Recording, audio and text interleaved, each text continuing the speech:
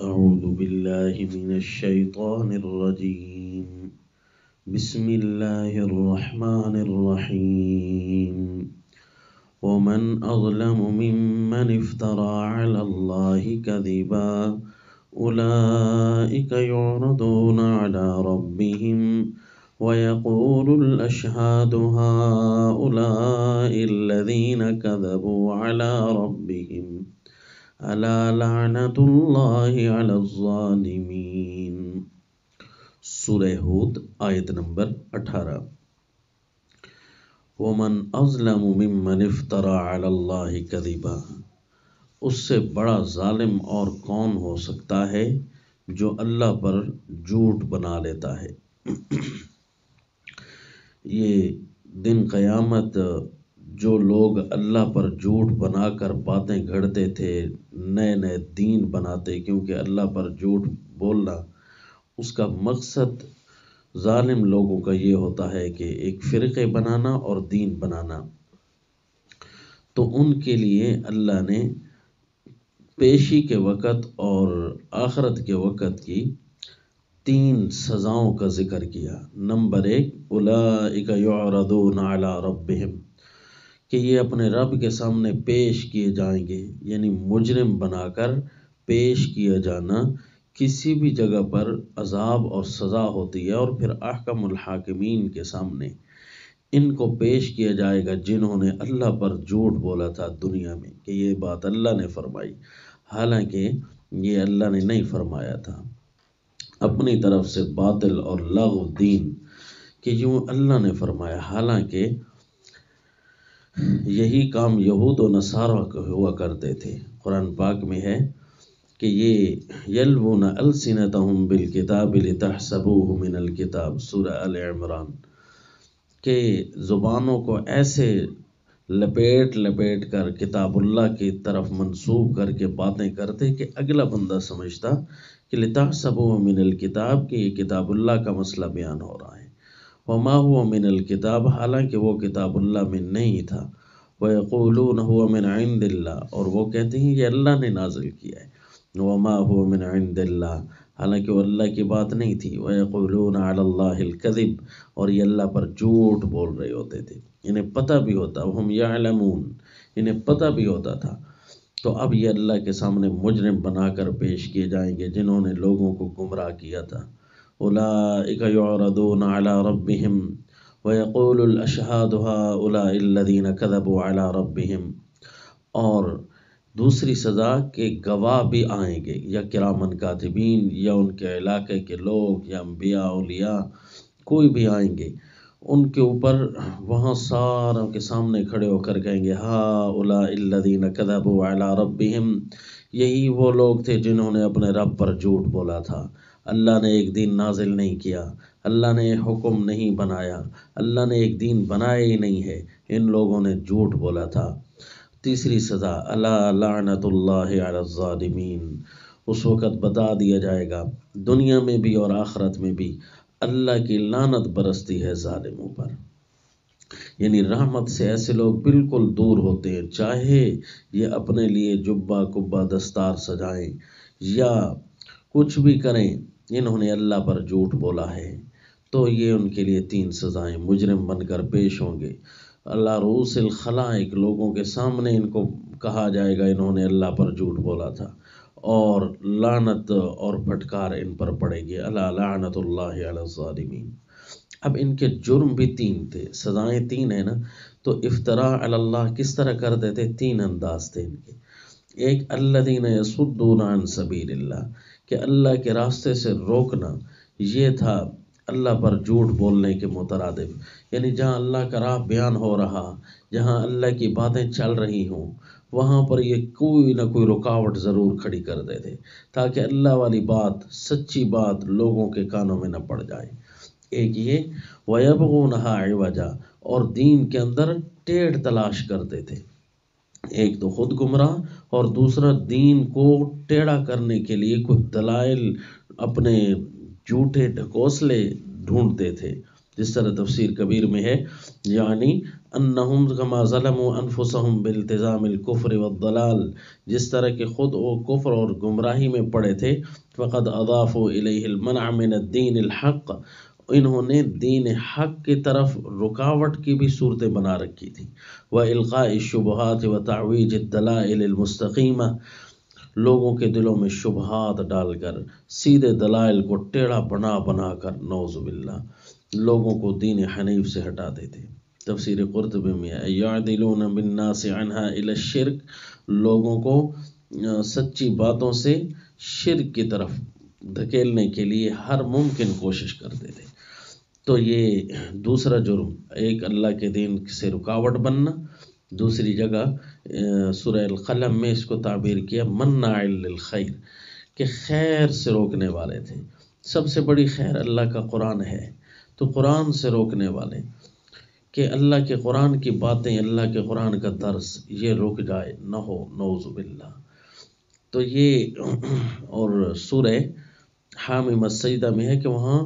شور مچا کر کتاب اللہ کی بات کو دبانے کی کوشش کرتے تھے، والغوا فیہ، شور ڈالتے تھے، یہ ان کے جرم ہیں۔ وہم بالآخرۃ ہم کافرون، اور تیسرا جرم کہ آخرت کے انکاری ہیں، یا تو انکاری اس طرح جس طرح مشرکین مکہ تھے کہ بالکل قیامت کو مانتے نہیں تھے، یا اس طرح انکاری جس طرح یہود و نصارہ انکاری ہیں کہ اپنے لیے فیصلے وہاں تجویز کر رکھے ہیں، تلک امانیہم، جس طرح سورہ البقرہ میں آیا کہ کبھی کہ انصاف کو جھٹلانا، یوں سمجھو قیامت کو جھٹلانا تھا، انصاف کو جھٹلاتے تھے، کہتے تھے ہمیں ہماری مرضی کا عذاب ملے گا، لن تمسنا النار الا ایام معدودہ، تلک امانیہم، کہتے تھے ہمیں آگ چند دنوں کے لیے چھوئے گی، زیادہ ہمیں کچھ نہیں کہے گی۔ جبکہ صحابہ اکرام کی صفت اللہ نے قرآن میں بیان کی ہے سورہ البقرہ میں کہ ہم بالآخرۃ ہم یوقنون، آخرت پر یقین رکھتے ہیں۔ تو یہ یا انکاری ہوتے تھے ذات آخرت کے، یہ انصاف، اس دن کے انصاف کے انکاری تھے۔ یہ ان کے تین جرم ہیں، اس لیے اللہ نے میدان محشر کی تین سزائیں ان کے بیان کی ہیں، اور فرمایا یہ صرف اتنا ہی نہیں، اللہ ان کو تین طریقے دنیا کے بھی بتا دیے کہ دنیا میں بھی اللہ تمہیں پکڑ سکتا ہے۔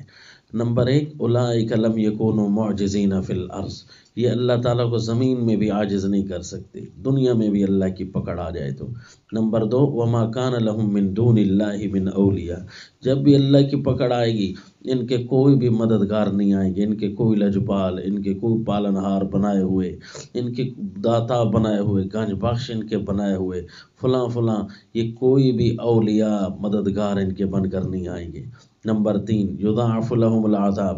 دنیا میں بھی ان کو دگنا عذاب مل سکتا ہے اور آخرت میں بھی دگنا عذاب مل سکتا ہے۔ دگنا عذاب اس لیے کہ ایک تو یہ گمراہ تھے، دوسرا یہ کہ گمراہ کیا تھا انہوں نے، اور سورہ الاعراف میں آئے کہ وہ لوگ جو ان کے ہاتھوں گمراہ ہوئے انہیں بھی دگنا عذاب ملے گا، ایک تو وہ گمراہ تھے اور دوسرا گمراہوں کے پیچھے چلتے تھے۔ تو یہ ہے اللہ پر جھوٹ بولنے والوں کی دنیا کی بھی 3 سزائیں اور آخرت کی بھی 3 سزائیں۔ اب دگنے عذاب کی بھی 3 وجوہات بیان کر دیں اسی آیت میں، بہت ہی عجیب انداز ہے ان آیت کا کہ دگنا عذاب کیوں دیا جائے گا۔ ایک تو یہ کہ انہوں نے جھوٹا دین بنایا تھا، دوسرا اس وجہ سے بھی دگنا عذاب دیا جائے گا کہ سچا دین سننے اور دیکھنے سمجھنے کی اپنے اندر صلاحیت بھی پیدا کرنے کو روکتے تھے، نعوذ باللہ۔ ما کانوا یستطیعون السمع، نمبر 1، ایک تو وہ سچی باتیں سننے کو گویا کہ ان کی طاقت ہی سلب ہو جاتی تھی، وما کانوا یبصرون، اور دیکھنا بھی نہیں چاہتے تھے، گویا برداشت بھی نہیں کرتے تھے۔ اولئک الذین خسروا انفسہم، یہی لوگ ہیں جنہوں نے اپنے آپ کو نقصان میں ڈالا۔ یہ تیسری بات، یعنی اللہ کے دین کی طرف جو نہ آئے اور جھوٹے دین بنائے تو وہ سب سے بڑا نقصان اسی کا ہو رہا ہے۔ دنیا میں کتنے نقصان چل رہے ہیں، اگر سارے نقصان کو جمع کیا جائے نتیجہ یہ نکلے گا کہ جو ایسا نقصان کر رہا ہے، جو نقصان اس کو دنیا میں بھی پہنچے گا اور آخرت میں بھی پہنچے گا، تو یہ سب سے بڑا نقصان ہے۔ اس لیے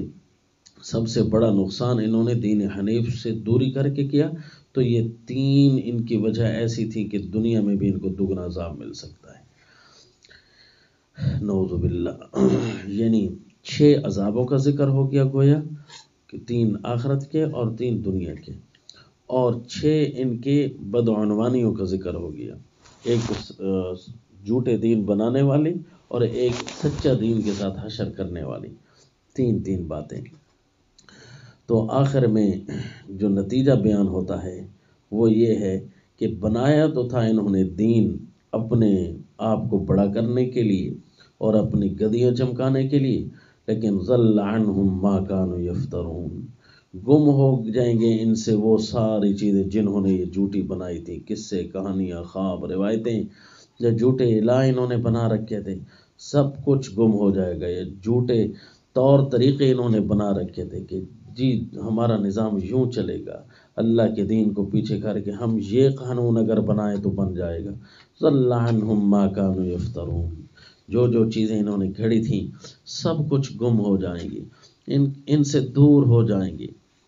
بنایا تھا انہوں نے دین، اب ان کا دین کہاں گیا؟ سارے کا سارا ختم ہو گیا۔ پرانے زمانے کے بادشاہ کا ذکر آتا ہے کہ اس نے دین الہی بنایا تھا کہ چند دینوں کو ملا کر، تو وہ تو اس وقت کے سورسز اور ذرائع کے لحاظ سے، اور آج کل ہر بندہ نیا دین بناتا ہے کیونکہ ان کے ہاتھ میں ذرائع مواصلات، موبائل وغیرہ سب کچھ پہنچ چکا ہے، تو یہ سارے دینوں کو مکس کر کے ہر بندہ ایک نہ ایک رائے نعوذ باللہ بنا رہا ہے۔ اللہ نے وہ نازل نہیں کی، رسول اللہ صلی اللہ علیہ وسلم نے نہیں بنائی، بس چھوٹا سا اشارہ قرآن حدیث سے لیا ایسا جو ان کے بظاہر حق میں جاتا ہے، لیکن حقیقت یہ ہے کہ پوری آیت پڑھی جائے، پوری حدیث پڑھی جائے، تحقیق کی جائے تو ان کے حق میں نہیں جاتی، چھوٹا سا اشارہ وہاں سے لیا، باقی سارا دین اپنا بنا لیا، نعوذ باللہ۔ تو یہ ان کے لیے اتنی شدت کا مقام ہے قرآن کا کہ آخری آیت اللہ نے جس طرح شروع میں فرمایا کہ من ازلم، اس سے بڑا ظالم کون ہے، آخر میں بھی فرمایا لا جرم انہم فی الآخرۃ هم الاخسرون، یقیناً یہی لوگ آخرت میں شہی نقصان والے ہوں گے، پورے کے پورے نقصان والے، انہیں ہی کہا جا سکتا ہے کہ سب سے زیادہ نقصان والے، نعوذ باللہ۔ یہ اللہ تعالیٰ نے قرآن پاک میں انتہائی زوردار انداز سے فرمایا ہے۔ تم یہ افتراء علی اللہ، جھوٹ بولنا اللہ پر، ایک تو وہ بھی ہوتا ہے نا کہ جو جھوٹے فرقے یا جھوٹے دین والے یا جھوٹے طور طریقے اپنانے والے، اور نعوذ باللہ کہیں مرضی کا اسلام بھی اسی میں نہ آ جائے۔ لوگوں کو چاہیے کہ اسلام کی مرضی پر چلیں، نہ کہ مرضی کا اسلام بنائیں۔ اسلام کی مرضی کیا ہے اور مرضی کا اسلام کیا لوگوں نے بنایا ہے، یہ کہیں اسلام پر عمل کرتے کرتے اللہ پر جھوٹ تو نہیں بول رہے کہ کر تو اسلام پر عمل رہے ہیں لیکن مرضی کا اسلام بنایا ہوا ہے، تو یہ بھی افتراء علی اللہ، اللہ پر جھوٹ بولنے کو مترادف ہے۔ مرضی کا اسلام نہیں بلکہ اسلام کی مرضی چلے گی، تو یہ ہے اللہ کا بنایا ہوا دین، اور جو اس دین کے اندر ٹیڑھ تلاش کرتا ہے یہ انتہائی سخت مقام ایسا آیا قرآن پاک کا سورہ ہود آیت نمبر 18 میں کہ اس بہت زیادہ اللہ تعالیٰ نے اس پر ان کی مذمت بیان فرمائی، وما علینا الا البلاغ۔